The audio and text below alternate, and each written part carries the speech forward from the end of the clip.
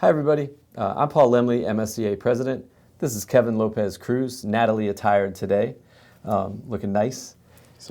Welcome to the little desks and thanks for doing this. Are you ready to re-experience your childhood? I am, thank you for having me. All right, come on down.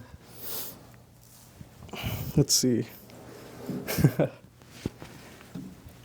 These are smaller in person. Yeah, they don't look tiny on the video, but Yeah.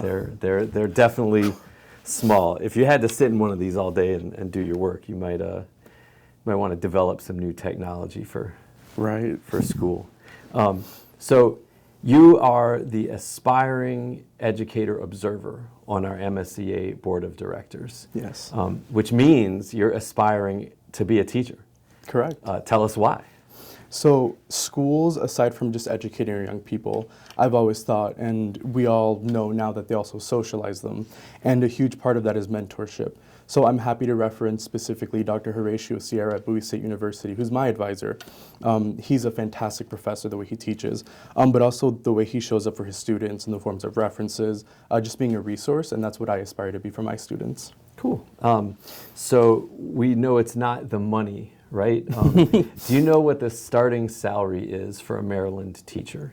I believe the union is at the forefront of fighting for it to be $60,000. But as of now, my understanding is that it varies by the counties. Yeah, it may vary a little bit, but the law requires that it be $60,000 starting, I think, this next school year. There'll be a line at the bottom of this video if I got that wrong. But here's the question that a lot of people don't know the answer to. Well done on that one. What's the average teacher salary in Maryland? I'm not certain. It's pretty cool, and I like to tell people this. It's over $90,000 now. So it's a career that, I know we have all sorts of great reasons that we want to better our community and help our kids. It's also a reasonably good paying job. Right. So I'm guessing there are teachers like your advisor who have really gone the extra mile in your background.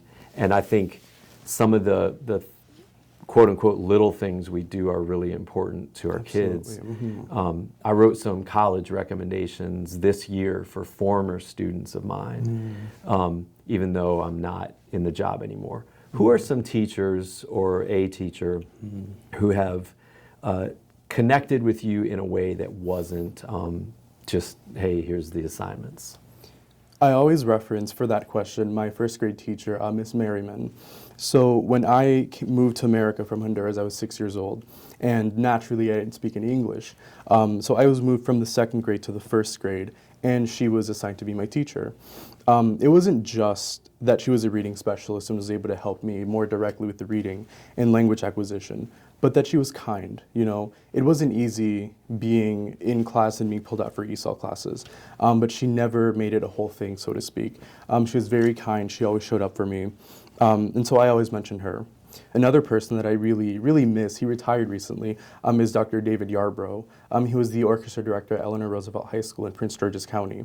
And he was one of those teachers who, if he saw you come into the classroom not feeling super well, he'd take the first 10, 15 minutes to just sit down and speak to you.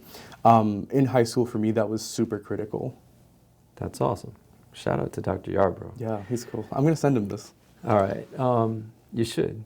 So last thing for me is you've gotten involved in your union even before having a paying job at it.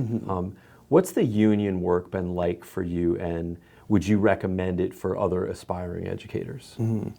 The union work for me has been incredibly informative, first of all, but also very rewarding.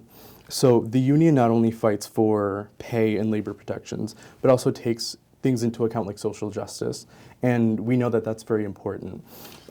It's been very great to meet other AEs who are also passionate about this work, and in that it's been rewarding and also very fun. It's good to know that there are students out there who want to make a difference, and the union is a huge engine to enable us to do that. Something for our aspiring educators to know is that we're going to have a lobby night in Annapolis on February 16th. And two themes that we'll be working on are making sure the profession is sustainable for the people coming into it, and that we're looking out for our most vulnerable students. So absolutely, you're in, right? Yes. I'm in. We hope that y'all will join us.